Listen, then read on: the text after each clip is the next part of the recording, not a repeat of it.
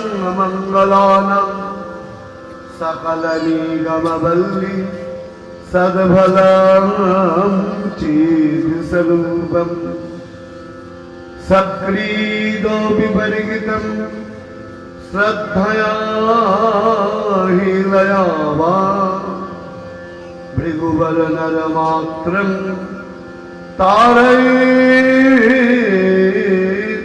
कृष्णनाम। हे भृगुवर कृष्ण नाम नरमात्रं तारयेत्। हे भृगुवर कृष्ण नाम नरमात्रं तारयेत्।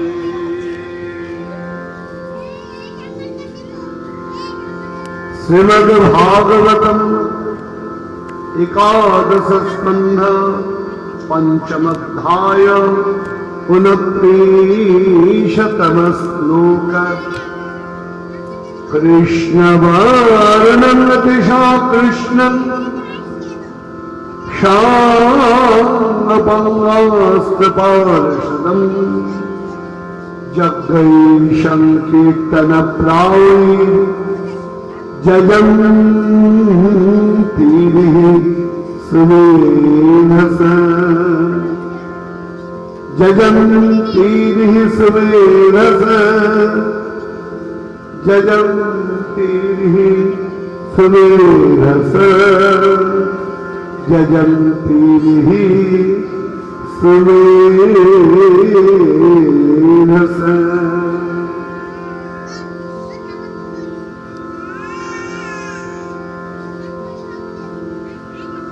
ভগবত কথার দ্বিতীয় দিবস।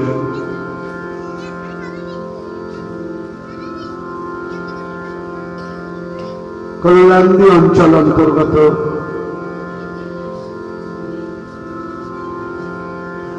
এই অপূর্ব ক্ষেত্রে হরিকথা বলতে আসতে পেরে আমিও আনন্দিত।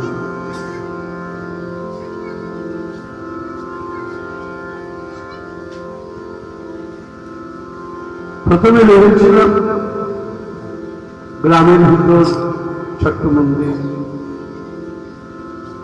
এরা কেমন করে এত বড় একটা আয়োজন করবে। তারপর দেখলাম আমারই ভাবনার ভুল, মন্দির কখনো ছোট হয় না। ভাবনা যেখানে বড়, কর্ম সেখানে বড়। তাই কল্যাণী গ্রামের এই সেনবাগ অঞ্চলে জগন্নাথ বলরাম সুভদ্রা জিউ মন্দিরে ভক্তগণ এক সুন্দর প্রচেষ্টা করে তুলেছে। একটা মন্দির একটা অঞ্চলকে সমৃদ্ধ করে, পারমার্থিকতায় সমৃদ্ধ করে, মানসিকতায় সমৃদ্ধ করে, ভগবত কথায় উজ্জীবিত করে।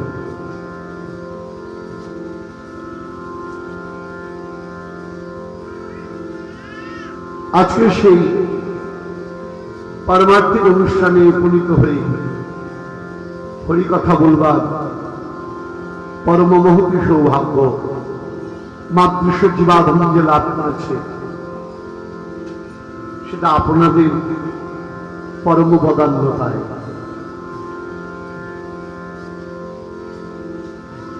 প্রকৃতিও আমাদের প্রতি সদয় হয়ে গিয়েছে। প্রথমে একটু পরীক্ষা করেছিলেন। আমার সত্যি কথাই পারমার্থিক যারা সন্তান, তাদের সামর্থ্য সামান্য, কিন্তু প্রচেষ্টাটা বিরাট।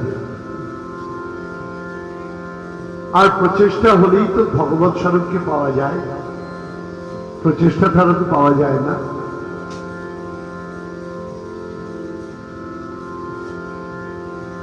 আমার গুরুদেবকে আমি জিজ্ঞাসা করেছিলাম, গুরুদেব জগতের সবচেয়ে সহজ কোনটা, জগতের সবচেয়ে কঠিন কোনটা? গুরুদেব আমায় উত্তর দিয়েছিলেন, জগতের সবচেয়ে সহজ হলো গোবিন্দ পাওয়া, এর থেকে সহজ আর কিছু নেই। আমি বলেছিলাম জগতের সবচেয়ে সহজ যদি গোবিন্দ পাওয়া হয় তাহলে আমরা পাই না কেন? প্রভু তার উত্তরে বললেন, বাবা সবচেয়ে সহজটা বললাম, কঠিনটা এখনো বলি নাই। কঠিনটা বলুন। তার উত্তরে বললেন সবচেয়ে সহজ হলো গোবিন্দ পাওয়া, সবচেয়ে সহজ। কিন্তু সবচেয়ে কঠিন হলো গোবিন্দ চাওয়া। আমরা কেউ চাই না, অর্থাৎ প্রচেষ্টা নেই, তাই আমরা পাই না।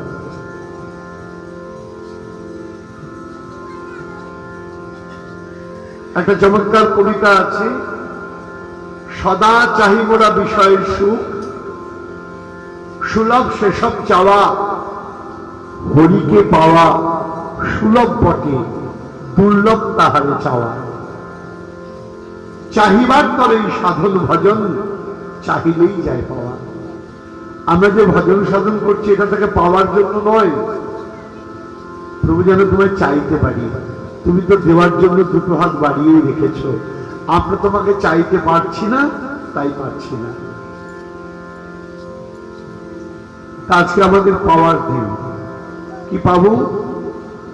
গতকাল বলেছিলাম আমরা, মহারাজ পরীক্ষিত সুখদেব গোস্বামী চরণকে বলছেন, গুরুদেব আপনার মতো গুরু কৃপা লাভ করি আমার তো কৃষ্ণ প্রাপ্তি হলো, কিন্তু আমার কলিহত জীব, আমার যে প্রজা, তারা তো গোবিন্দ পেল না। আর রাজাকে সংস্কৃত রঞ্জন, সেখান থেকে রাজন, সেখান থেকে রাজা। রঞ্জন শব্দের অর্থ যে অপরকে আনন্দ দান করেন, রঞ্জিত করেন, আনন্দ দেন। অর্থাৎ নিজের দুঃখ পেয়েও যে অপরকে আনন্দ দেয়, সেই হলো রাজা। না, আমাদের এখন তো উল্টো হয়ে গিয়েছে, প্রজা আনন্দে থাক না থাক, রাজা আনন্দে থাকলেই হলো। কিন্তু রাজা শব্দের প্রকৃত অর্থ তাই নয়।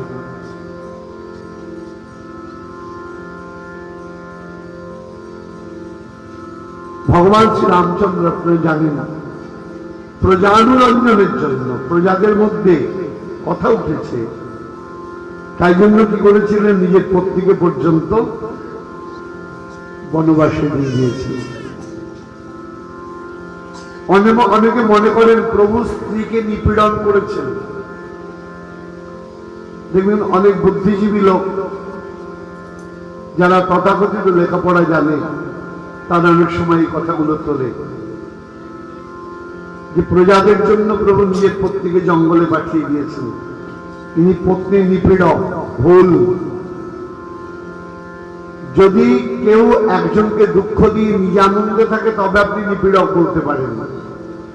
প্রভু রাজা, রাজার কর্তব্য পালন করেছেন।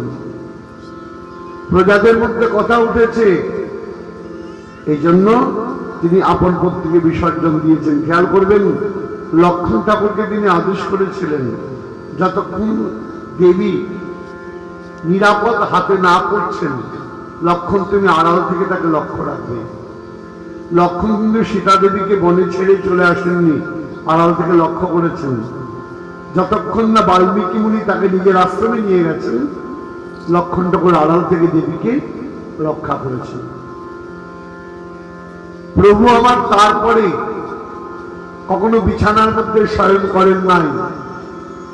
ঘরের মধ্যে থেকেও যেমন জঙ্গলে লোকে থাকে, কুশাসন করে শয়ন করতেন। সারাদিন প্রভু কোনো আহার করতেন না। সন্ধ্যাবেলায় সীতা নিশ্চয়ই কোনো আহার করেছে, এই চিন্তা করে কেবলমাত্র ফলমূল প্রভু গ্রহণ করতেন। এইভাবে প্রভু জীবনটা কাটিয়েছেন। তিনি নিপীড়ক নয়, রাজা। তিনি মর্যাদা পুরুষোত্তম জগৎকে দেখিয়েছেন মর্যাদা কিরকম করে রক্ষা করতে হয়। তা রাজার দায়িত্ব প্রজাগণের আনন্দ বিধান করা। মহারাজ পরীক্ষিত বলছেন, গুরুদেব আমার তো কৃষ্ণ প্রাপ্তি হলো, কিন্তু কলিহত জীব তো কৃষ্ণ পেল না। এই জন্য আমার মনে আনন্দ হয়েও পরিপূর্ণ আনন্দ নাই। আমরা কি বলেছি, এক নয়নে আনন্দের অশ্রু আর এক নয়নে বেদনার অশ্রু। রাজা পরীক্ষিতকে সুখদেব গোস্বামী চরণ বললেন, রাজা সাধু। সাধু কেন? সাধু শব্দের অনেক অর্থ হয় বাবা, অনেক অর্থ হয়।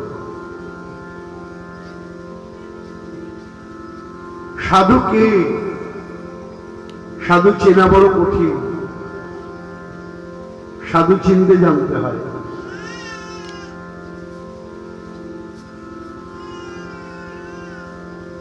এখানে আসবার আগের দিন আমি ভারতবর্ষের কল্যাণী শহরে এলাম। আমাকে কয়েকজন বলছিলেন যারা দীক্ষা নিচ্ছে, বলছেন বাবা আমাদের দোষ কোথায়? সাধুদের এমন এমন কাজকর্ম দেখি, পত্রপত্রিকায় দেখতে পাই, টেলিভিশনে দেখতে পাই, দেখে কি হয়, সাধুদের প্রতি শ্রদ্ধাটা বিনষ্ট হয়ে যায়।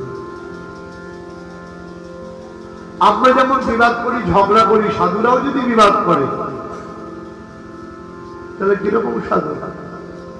অথচ গন্ডগোল দেখবেন সাধুদের মধ্যে বিবাদ বেশি।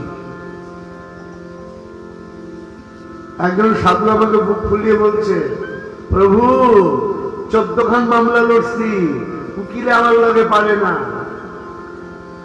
মনে মনে ভাবছি, হায় রে, মন্দির নিয়ে 14 খানা মামলা লড়েছি, অত উকিল আমার বুদ্ধি শুনে পারে না। সাধু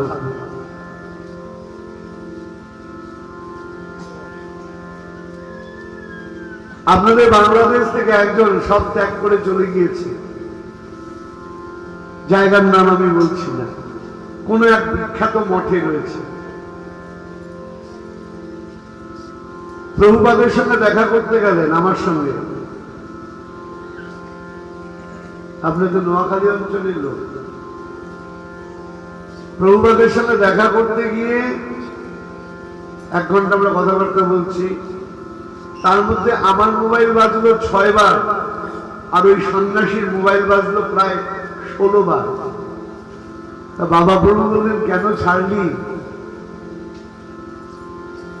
এই যন্ত্রণা নিয়ে কাকে পেমেন্ট করতে হবে, কে দেখা করতে আসবে, কোথাকার মার্কেটে টেন্ডার ডাকতে হবে, এইগুলোই মোবাইলে আলোচনা। এমন নয় যে ভগবত আলোচনা হচ্ছে। মানুষের দোষ দেবো কি বাবা? সাধুর কাছে গেলে যদি হরি কথা না বলে শুধু নিন্দা পরনিন্দা পরচর্চা হয়ে যায়, তাহলে সে সাধু হলো কি করে? গন্ডগোলটা এই জায়গায়। কেউ নিজের দিকে আয়নায় তাকিয়ে দেখে না, শুধু লোকের নিন্দা করে বেড়ায়। হ্যাঁ ওই করে না, হ্যাঁ ওই করে না, সে এই করে না। আরে তুমি নিজে কি করো, নিজে একবার দেখো।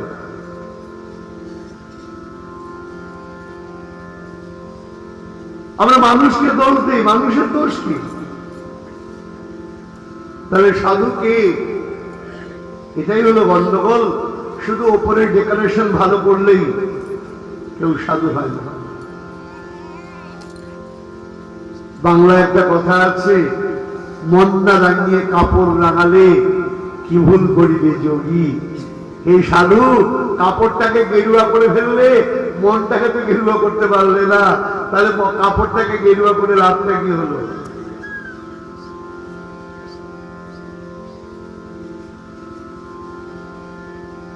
তাহলে সাধুকে বাবা, শুধু যদি এইটা আলোচনা করি সাধুকে, তাহলেই 2 ঘন্টা পার হয়ে যাবে।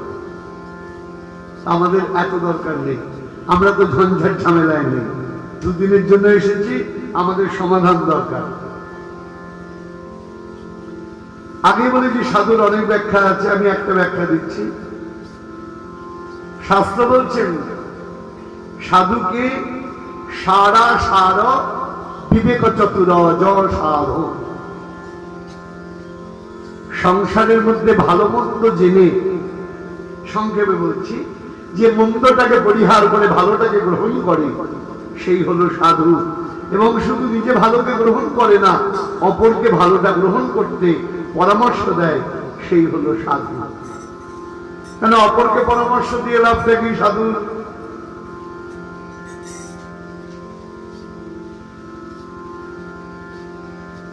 আপনার ছেলে যদি বলে, মা তুমি দিনরাত বলো পড় পড়, আমি পড়লে তোমার কি? আমি পড়ি কি পড়ি না, স্কুলে যাই কি যাই না, তোমার তাতে কি এসে যায়? তোমার তো কোনো সমস্যা নেই। মা বলছেন, ওরে আমি যে তোকে ভালোবাসি, আজকে যে তুই স্কুলে যাচ্ছিস না, পড়াশোনা করছিস না, এর জন্য ভবিষ্যতে তোকে কষ্ট পেতে হবে, সেই চিন্তা করে আমার হৃদয়টা ফেটে যাচ্ছে। আমি মায়েদের বলছি, স্বয়ং আপন আপন শিশু নিয়ে একটু সতর্ক থাকবেন, তা নাহলে পাঠের পরিবেশটা বিঘ্নিত হচ্ছে। জয় নিতাই জয়।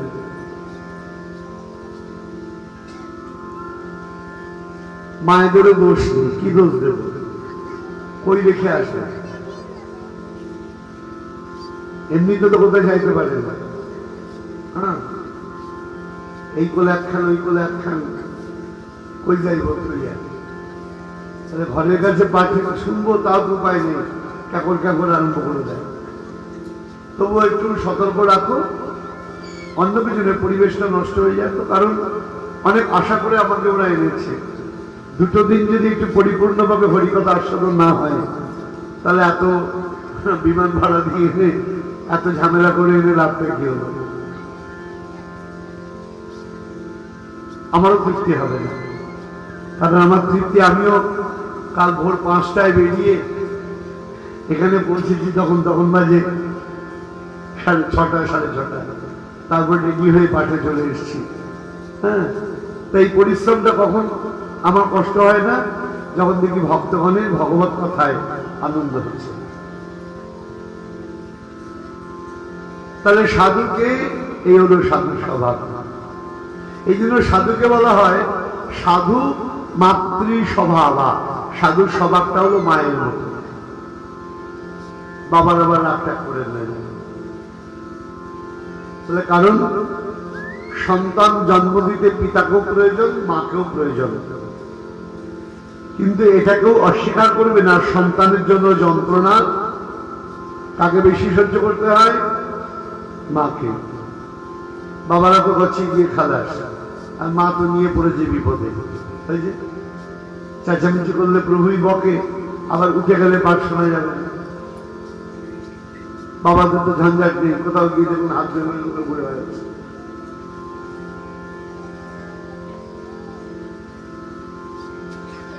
এই জন্য সন্তানের প্রতি প্রথম অধিকার কার জানেন? সন্তানের প্রতি প্রথম অধিকার হচ্ছে মায়ের, তারপর বাবা।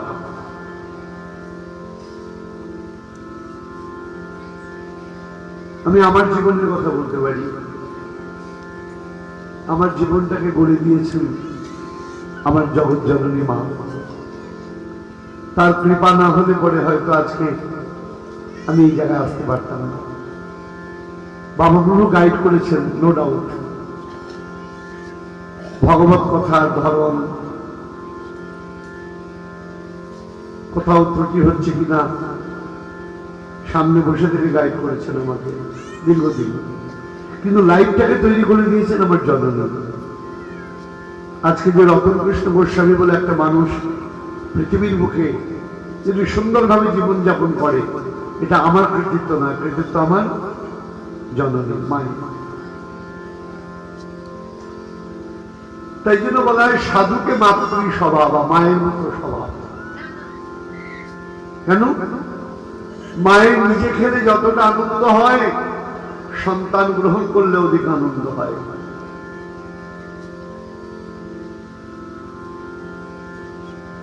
সাধুর আরেকটি লক্ষণ কি বলি একটু।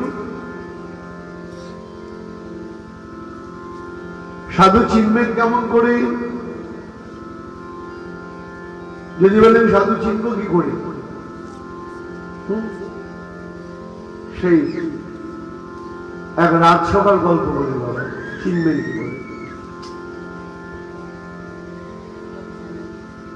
এক রাজসভার গল্প বলি।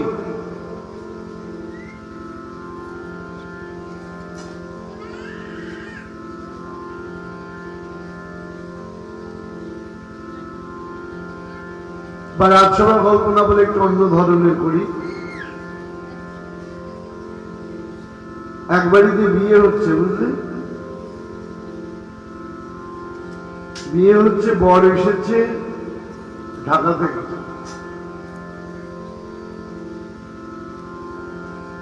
মেয়ের বাবা অতিথিদের বলছেন, আমার জামাই দারুণ, বাংলায় কথা বলতে পারে না,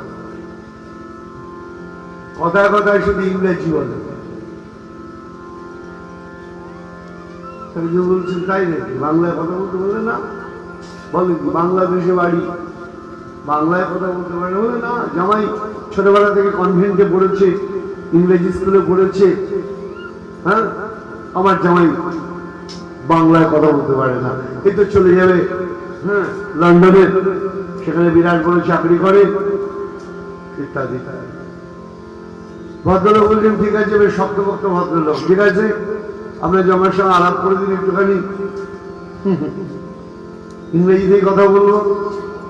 জামাইয়ের সঙ্গে আলাপ করতে গিয়েছে, ইংরেজরা টাকা হলে কি করে? আমরা যেমন হাত জোর করি, ওরা কি করে? হ্যান্ডশেক। শেক মানে হলো ঝাঁকানো, হাত ধরে। যে হাত ধরেছে তার গায়ে ছিল অসম্ভব জোর, বুঝলেন? হাতটা ধরে এমন মোড়া দিয়েছে, ও বাবা গো, জামাই ও বাবা গো বলে চিৎকার করে উঠেছে। তখন যে হাত মোড়া দিয়েছে বলছেন, কই আপনার জামাই তো সুন্দর বাংলা বলছে। এই যে বললেন বাংলা বলতে পারে না, হ্যাঁ, যাহা তো হাতে মোচড় পড়েছে আর মাতৃভাষা বেরিয়ে গিয়েছে,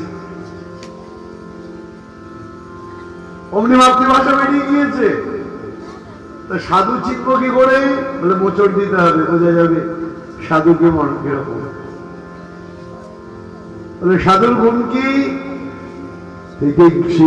কারণিকা সূরিত সর্বদেহিনাম অজাৎসত্রব শান্ত সাধব সাধুভূষণা। শাস্ত্র ব্যাখ্যা করে দিয়েছেন, এটা আমার ব্যাখ্যা নয়। তিতিক্ষিব, সাধুর মধ্যে প্রথম দেখতে হবে ক্ষমা গুণ। আপনি অন্যায় করলেন, সাধু যদি পরে ভুলে যায়, বুকে টেনে নিতে পারে, তবেই বোঝা যাবে সে হলো সাধু। আমরা তো অন্যায় করবোই বাবা, ভুল করবো না। তা আপনার বাচ্চা যদি অন্যায় করে, আপনি কি তাকে ফেলে দেন নাকি? ফেলে দেন না। সাধুও তেমনি, জীব তো অন্যায় করবেই, কখনো তাকে ফেলে দেয় না। সাধু কি করে? বুকের মধ্যে আপনি ধরে দেয়। ক্ষমা গুণ, যার মধ্যে ক্ষমা গুণ নেই সে সাধু নয়। কারণিকা, করুণা। করুণা কেন? ওই যে বললাম, করুণা কাকে বলে? অপরের দুঃখে যখন আপনার চিত্ত দ্রবীভূত হবে, তখনই বুঝতে হবে ওটা করুণা। আপনার দুঃখ আপনার, আমার কি? ভিখারি এলাম বলে হ্যাঁ চলে যা, তুই ভিখারি, আমি তো ভিখারি। সাধুর কি? অপরের দুঃখে অন্তর দ্রবীভূত হয়, এবং সাধু কি করে? যতক্ষণ অপরের দুঃখ দূরীভূত না হয় তার জন্য প্রচেষ্টা করেন। এ হল সাধুর লক্ষণ। তাই তিতিক্ষিব কারণিকা সূরিত সর্বদেহিনাম, সবার মঙ্গল কামনা করেন। সাধু একজন দুজনের মঙ্গল কামনা করে না। সেদিন আলোচনা হচ্ছিল সুদাম বিপ্র উপাখ্যানেতে। ভগবান সুদাম বিপ্রকে বলছেন গুরু তিন রকম। প্রথমে হলো আদিগুরু পিতামাতা, কারণ প্রত্যেকটা মানুষের প্রথম শিক্ষা কার কাছ থেকে হয় বাবা? বাবা মার কাছ থেকে। ম্যাক্সিমাম ক্ষেত্রে বাবা মা যদি ভালো হয়, ছেলে মেয়েও ভালো হয়, ব্যতিক্রম নেই তা বলছি না। বাবা মা ভালো, ছেলে বদমাইশ, বহু জায়গায় যাচ্ছে। বাবা মা লেখাপড়া জানে না, ছেলে বিরাট শিক্ষিত, বহু জায়গায়। ব্যতিক্রম, এগুলো ব্যতিক্রম। ম্যাক্সিমাম দেখা যায় পিতামাতা শিক্ষিত হলে, যদি আপনি গবেষণা করেন 100 জনকে নিয়ে 80 জন শিক্ষিত পিতামাতার ছেলে মেয়েও শিক্ষিত হয়। আপনি 80 জনকে নিয়ে বিচার করবেন না 20 জনকে নিয়ে বিচার করবেন? প্রত্যেক নিয়মেরই একটা ব্যতিক্রম থাকে। গরিবের ঘরে জন্মে ভালো পড়াশোনা করেছে, তাই জন্য যদি সিদ্ধান্ত নেয় গরিবের ঘরে না জন্মালে ভালো পড়াশোনা হবে না, তাই কি?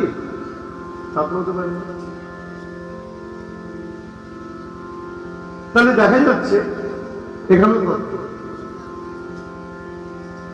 তাহলে সুরুর সর্বদেই নাম। আর সাধুর আরেকটা গুণ কি? অজাত শত্রু। সাধু কাউকে শত্রু বলে মনে করেন না। বসুন্ধৈব কুটুম্বকম, যেটা বলতে যাচ্ছিলাম। ভগবান গোবিন্দ বলছেন আদি হলেন পিতামাতা, প্রথম গুরু, আদি গুরু পিতামাতা। দ্বিতীয় গুরুকে? যিনি তোমাকে বিদ্যা দান করছেন, লেখাপড়া শেখাচ্ছেন, যার কাছ থেকে বিদ্যা অর্জন করলেন। তৃতীয় গুরুকে? যিনি তোমায় কৃষ্ণ মন্ত্র প্রদান করলেন, ভগবত পথ প্রদর্শন করলেন। তাহলে একজন হলেন আদিগুরু, একজন হলেন লেখাপড়া দানকারী, বিদ্যা দানকারী গুরু, আর একজন হলেন দীক্ষা গুরু। এর মধ্যে শ্রেষ্ঠকে বলছেন পিতামাতা হলেন পূজ্য, বিদ্যাদানকারী গুরু হলেন পূজ্যতর, আর যিনি দীক্ষা দান করছেন তিনি হলেন পূজ্যতম। বলে কেন? জন্মদানকারী পিতামাতা পূজ্যতম কেন হবে? প্রশ্ন আসতে পারে। এটাই সনাতন ধর্ম বাবা। আমাদের গর্ব এটাই, প্রত্যেকটা জিনিসের ব্যাখ্যা দেওয়া হয়েছে। কেন বললেই ধরে মাল্লা কিনে দিলাম তা না, প্রত্যেকটা জিনিসের ব্যাখ্যা দেয়। তুমি জিজ্ঞাসা করতেই পারো, হ্যাঁ, তাহলে বাবা মা কেন পূজ্যতম হবে না? দীক্ষা গুরু সে কেন পূজ্যতম হবে? যে আমায় জন্ম দিল, যে জন্ম না দিলে আমি গুরুই চিনতাম না। বলছেন দেখুন, এটাই ব্যাপার। পিতামাতা শুধু পুত্রের মঙ্গল কামনা করে, তাই না? পিতামাতা কার চিন্তা করে? নিজের ছেলে, নিজের মেয়ে, ব্যাস এইটুকুনি। ছেলের চাকরি হলো কিনা, মেয়ের ভালো বিয়ে হলো কিনা, আমার মেয়ের ভালো জামাই হলো কিনা, আমার ছেলের নাতি নাতনি হলো কিনা, ব্যাস। পৃথিবীর কার কি হলো না হলো তা নিয়ে মাথা ব্যথা নেই। গুরুদেব সর্বজগতের মঙ্গল কামনা করেন, সাধু। এই জন্য তিনি পূজ্যতম। একটা হলো ন্যারো আর একটা হলো ওয়াইড। এই কারণে আপনি বলতে পারেন আমি সেনবাগে জন্মগ্রহণ করেছি, সেনবাগ আমার বড়, বাংলাদেশ দিয়ে আমি কি করবো? আরে বাংলাদেশ না থাকলে সেনবাগটা আসতে করতে হবে। তুমি সেনবাগকে ভালোবাসবে, বাংলাদেশকে ভালোবাসবে না, তাহলে তো হয় না। তিনি কেউ যদি মনে করেন পিতামাতাকে ভালোবাসতেই হলো, পিতামাতাকে ভালোবাসবে, জগৎ পিতাকে ভালোবাসবে না, তা বললে তো চলবে না। কারণ যদি জগৎ পিতা না থাকতেন, তোমার পিতাকে পেলে কোথায়? এই জন্য যিনি দীক্ষা গুরু তিনি হলেন পূজ্যতম।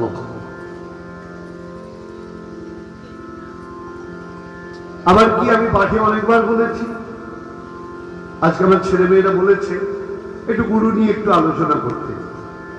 তা গুরুর আসনে বসে গুরু নিয়ে আলোচনা করতে আমার বড় অস্বস্তি হয়, যেন মনে হয় নিজের অ্যাডভার্টাইজমেন্ট করছে। এটা যদি আপনারা কেউ ভাবেন তাহলে কিন্তু গন্ডগোলের ব্যাপার, এটা নয়।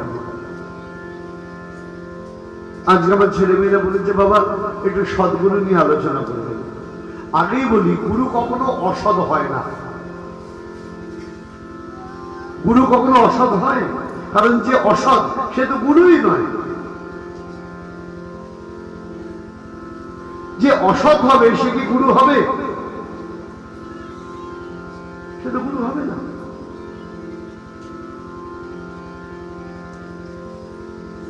গুরু আমাদের কাছে কি বলছেন? গুরু যা থেকে জীবন শুরু,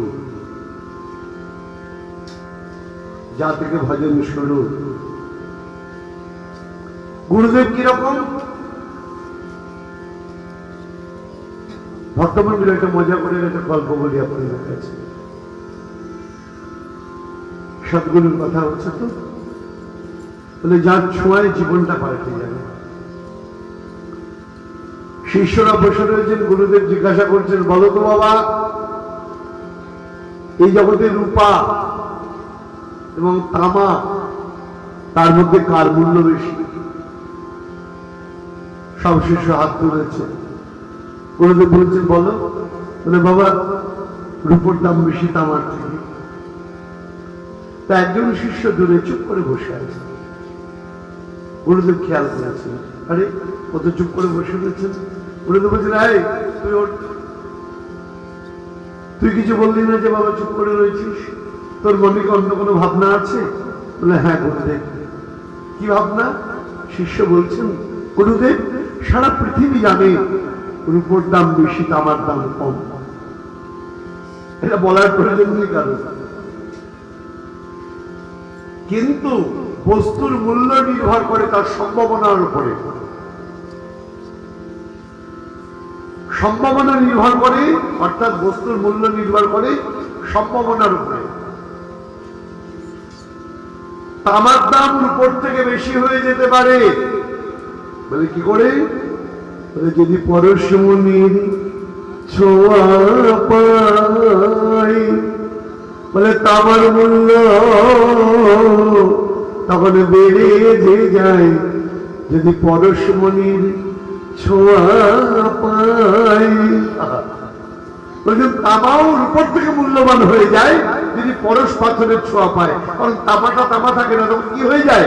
সোনা হয়ে যায়। তাহলে কি হলো? আপনার জীবনটা মূল্যবান কিনা এটা ডিপেন্ড করবে আপনি গুরুর পরশ পাথরের ছোঁয়া পেয়েছেন কিনা, সদ্গুরুর পরশ পাথরের ছোঁয়া পেয়েছেন। যদি ছোঁয়া পান তাহলে তামাও রূপ হয়ে যায়। একটা সাদা কাগজ, তার কি দাম বাবা? কোনো দাম নেই। কিন্তু একটা দামি শিল্পী ওই সাদা কাগজের উপর যদি একটা চিত্র এঁকে দেয়, ওই ছবি বাজারে কি হয়? $1,00,000 মূল্যে বিক্রি হয়ে যায়, হয় না? দেখেন না নিলামে? তাহলে কাগজটার দাম ছিল না, দাম কখন হলো? কাগজটা একদম দামি শিল্পীর কাছে গেল। ঠিক তেমনি তোমার জীবনটা পোড়া কাগজ, যখন সদ্গুরুর কাছে গেলে ভগবান চিত্র এঁকে দিলেন কৃষ্ণ কথা দিয়ে, তোমার হৃদয়ের মূল্য বেড়ে গেল।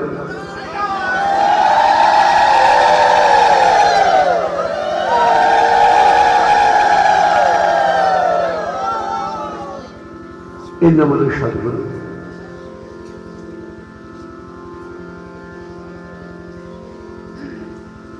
সদ্গুরুর লক্ষণ কি? কি করে চিনব সদ্গুরু? গোস্বামী তুলসীদাস বলছেন, সদ্গুরু পাওয়ে ভেদ बताओए, जब ज्ञान करे उपदेश, तब कैला को छूटे मैला, जब आग में करो परवेश। বাংলাদেশের লোক হিন্দি ভালো বোঝে না। আমাদের বড়গুলো উৎসবে অনুপ জলটা এসেছিলেন, ভজন সম্রাট। তা 20টা গান গিয়েছিলেন, তার মধ্যে 4টে বাংলা আর 16টাই হিন্দি। বাংলাদেশে অনেক সন্তান বলে, প্রভু সব গানটা তো ভালোই লাগলো, কথাগুলো ঠিক সব তো বুঝতে পারি না। কথা ঠিকই, কথা বুঝতে না পারলে আনন্দ পাওয়া যায় না। আমি যেটা বললাম হিন্দি কথা, বাংলা ভেঙে বলি। বলছেন সদ্গুরু পাওই, সদ্গুরু। আমার সীমার একটা গান গায়,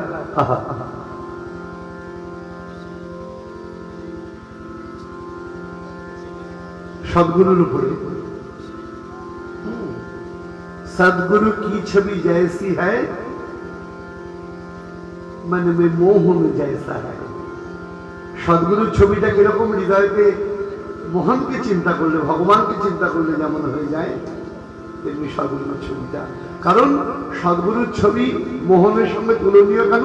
বলে না, সদগুরু হলেন মন্দির। আমরা যেমন জগন্নাথ দর্শন করতে গেলে কি মন্দিরে যেতে হচ্ছে, তাই না? মন্দিরে না গেলে জগন্নাথ দর্শন করতে পারছি। তবে যে গুরু হলেন মন্দির, যে মন্দিরে ভগবানের তার সাধনাটা হলো তার বিগ্রহ, অর্থাৎ তার হৃদয়ের বিগ্রহতে ভগবান বিরাজ করেন। সদ্গুরুর লক্ষণ বলছিলাম, আজ অন্যভাবে বলবো। সদ্গুরু কিভাবে তৈরি হয়? বলছেন মন্দির তৈরি হয় কি দিয়ে বাবা? ইট দিয়ে, কাঠ দিয়ে, পাথর দিয়ে, তাই না? সদ্গুরু কিভাবে তৈরি হবে? জ্ঞানের ইট, অর্থাৎ তার মধ্যে জ্ঞান থাকবে। জ্ঞানের ইট, মজা করে বলি উপলব্ধির বালু,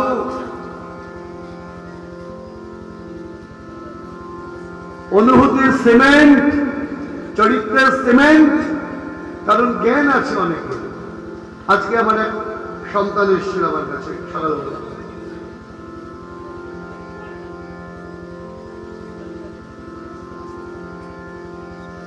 কোন একজন ভগবত বক্তা সুন্দর ভগবত ব্যাখ্যা করে, কিন্তু তার চরিত্রের একটা দিক দেখে ছেলেটি বড় বিভ্রান্ত হয়ে গেছে। বলে বাবা এই কি, মুখে ভাগবত পাঠ করছে এরকম, আর কাজ করছে এরকম, আমার সামনে এরকম কাজ হয়েছে, আমি কি করব? তাহলে এই তো গন্ডগোল। তাহলে জ্ঞানের ইট থাকলে হবে না, চরিত্রের সিমেন্ট থাকতে হবে। অনেকে আছে পাঠ করতে বসে জ্ঞানী পণ্ডিত মানুষ সুন্দর ভগবত কথা বলে যাচ্ছে, নামলে পরে তার চেহারা অন্যরকম। তার মানে মুখ দিয়ে যেগুলো বলছে, জীবন দিয়ে সেগুলো সে পালন করছে না। গুরুদেবের কাজ তাই নয়। গুরুদেবের কাজ মুখ দিয়ে যেটা বলবেন, জীবন দিয়ে সেটা পালন করতে হবে তাকে। আমার বাবা ব্রহ্ম আমাকে একটা কথা বলেছিলেন, শোনো বাবা, তুমি যত বড় ভগবত বক্তা হও না কেন,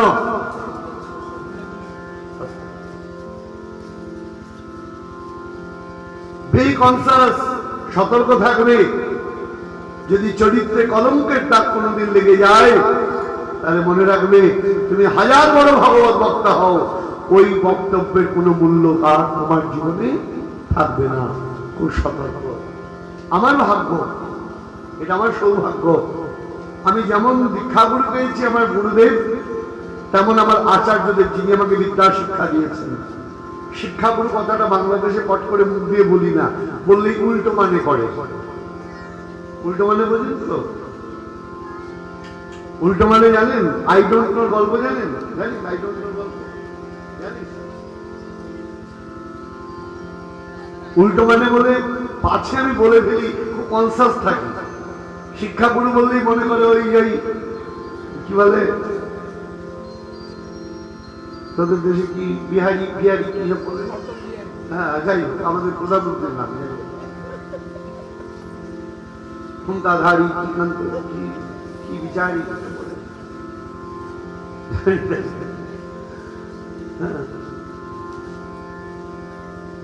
কাউকে অসম্মান করার জন্য বলছি না, যেটা ভুল পথ ভুল ক্লিয়ারলি বলে দেওয়া, ভুলটাকে কায়দা করে ভুল করার কোনো বলার কোনো প্রয়োজন নেই।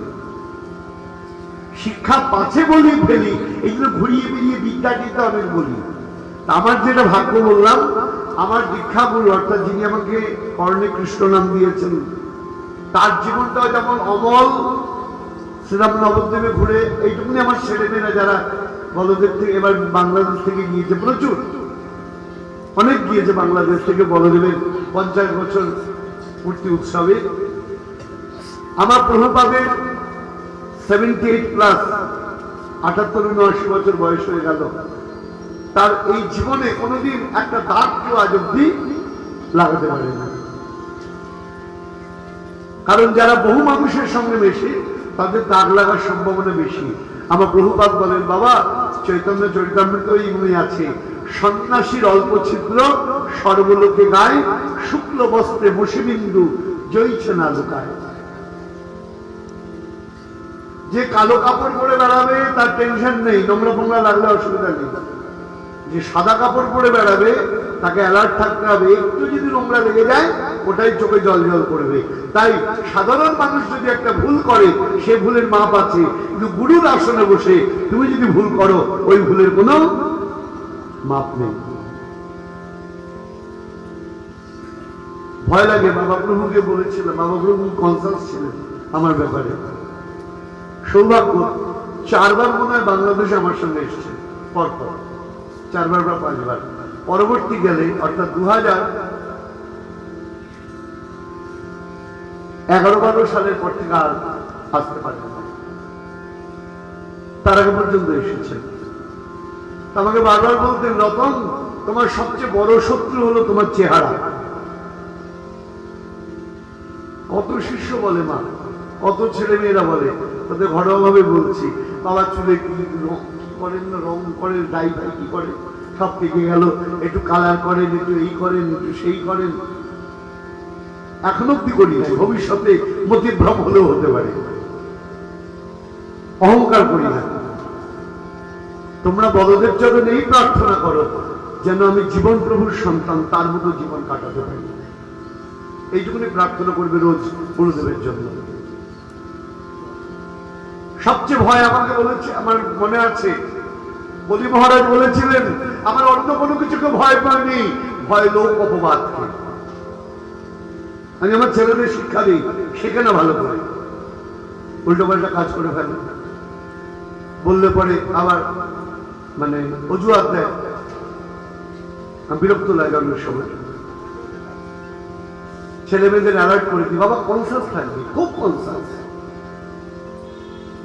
বিশেষ করে যারা ভগবত কথা বলছেন, ভগবত পাঠ করছে, যারা কালকেও বলেছেন যে একটা যদি সাধারণ ছেলে পকেট থেকে মোবাইল বাজে আমার দুঃখ হয় না, তিলক মালা গলায় ধরে তার পকেট থেকে মোবাইল বাজলো, ফোনের মধ্যে ওই পাঠের মধ্যে কথা বলছে, মানে ধরে একদম তুলে দিবা। কেন? তোমার আচরণ থেকে লোককে কি শিখবে? আমি লোককে বলবো, উপদেশ দেবো, আর আমি করবো না তা বললে হবে না। তাই সদ্গুরুর লক্ষণ কি? আবার বলছি, জ্ঞানের ইট, চরিত্রের সিমেন্ট। যার চরিত্র ঠিক নয়, তার শুধু জ্ঞান থাকলে বলে হবে না। শুধু ভালো বই পড়ি, ভালো বক্তব্য রাখি, সুন্দর গান করি, তা বললে হবে না। চরিত্র থাকতে হবে। জ্ঞানের ইট, চরিত্রের সিমেন্ট, উপলব্ধির বালি আর উদারতার রং। গুরুদেবের কাছে সন্তান কখনো, আজকেই বলছিলাম দীক্ষা দেওয়ার সময়, অনেকের ধারণা, বাবা বাংলাদেশের ধারণা, যে গুরুদেবকে একটু বেশি প্রণামী দিতে পারলেই গুরুদেবকে কবজা করে ফেলবে।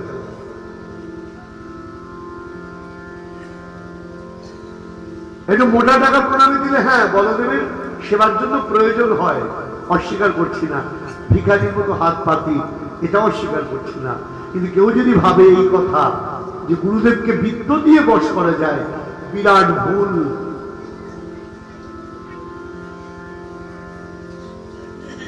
বিরাট ভুল। আমার চৌমনির সবচেয়ে প্রিয় সন্তান হলো অল্প বয়সের ছেলে মেয়েরা, যারা এখনো চাকরি পায়নি। এত আদর করি কেন তাদেরকে? তাই মনে রাখবেন, বৃত্ত নয়, গুরুদেবকে জয় করতে গেলে চিত্ত লাগে। চিত্ত ছাড়া গুরুদেবকে জয় করা যায় না। যদি চিত্ত দিয়ে জয় করতে না পারো, বৃত্ত দিয়ে সাময়িক আদর পেতে পারো, হৃদয় পেতে পারবে না তুমি। তাহলে সদ্গুরুর লক্ষণ বললাম আমরা ঘুরিয়ে ফিরিয়ে। তাহলে বাবা এটাই হলো বৈশিষ্ট্য। গুরুর আসনে বসে নিজেকে খুব সতর্ক থাকতে হবে।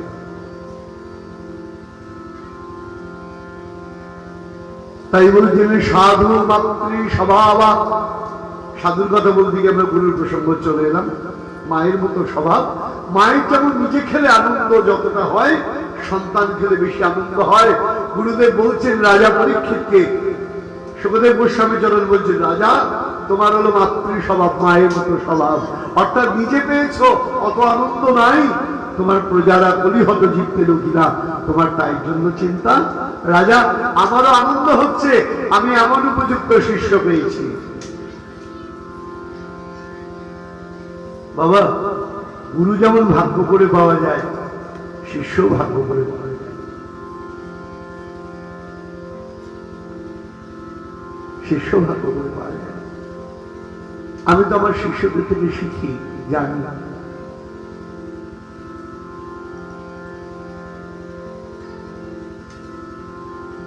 তাদের থেকে শিখি আমি। এটা আমার কথা নয়। কালকে রামদাস বাবাজি মহারাজের কথা বলেছিলাম, রামদাস বাবাজি মহারাজের কথা। গুরু পূর্ণিমার দিন বিরাট ভিড় মন্দিরেতে, শিষ্যরা এসছেন গুরুদেবকে প্রণাম করতে। বাবাজি মহারাজ বসে রয়েছেন, শিষ্যরা প্রণাম করছেন। সন্ধ্যাবেলা সবাই চলে গেছে, প্রসাদ পাওয়া হয়ে গেছে। বাবাজি মহারাজ কি বলেছেন, শিষ্যরা যেখানে কাতার, কাতার মানে কি বলি বাবা, লাইন, যেখানে দাঁড়িয়েছিল সেখানে প্রণাম করছেন। সেবক গিয়ে বলছেন, বাবা আপনি কি করছেন? আপনার ভক্তরা তো এখানে দাঁড়িয়েছিল, আপনি এখানে প্রণাম করছেন কেন? বলে আমি ভগবানকে জানাচ্ছি ওদের মতো গুরু ভক্তি যেন আমার হয়। শিষ্যদের কাছ থেকে শিখি বাবা। আমার গলায় একটা ব্যথা হয়েছিল, ডাক্তার বলেছিল 1 মাস কথা বলতে পারবে না। শুধু এই খবরটা শুনে আমার 4টে ছেলেকে হাসপাতালে ভর্তি করতে হয়েছে। ভয় হয়েছে যদি গুরুদেবের গলায় ক্যান্সার হয়ে যায়, আমার তো মরে যাবো। কতখানি ভালোবাসা যে আমার গলায় ব্যথা হলো আর 4টে ছেলে হাসপাতালে ভর্তি হয়ে গেল। তুলনা আছে বাবা? আমি তো আমার গুরুদেবকে এমন ভালোবাসতে পারি না।